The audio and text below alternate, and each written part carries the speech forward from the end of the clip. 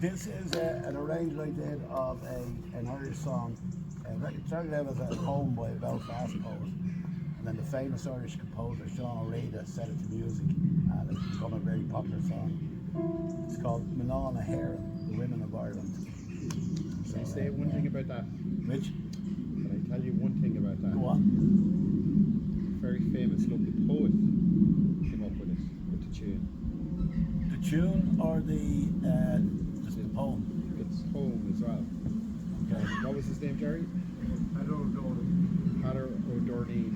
He's just buried out here in Barney Graveyard, and he was phenomenal. Did he have a connection with Belfast? No, but he was a local poet here. Okay. And he used to go to Killen, which is just out the road, and that's where Lou's father, Keane, was killed. Remember we went up onto the hill? Across the bridge. And we went up into the hill and we found the stone with the markings on it. Right, yeah. But that's where he used to go and write his poetry. Okay, yeah. Beat him up with Manona here. Inspiration from the ancients. You know, it's just magical.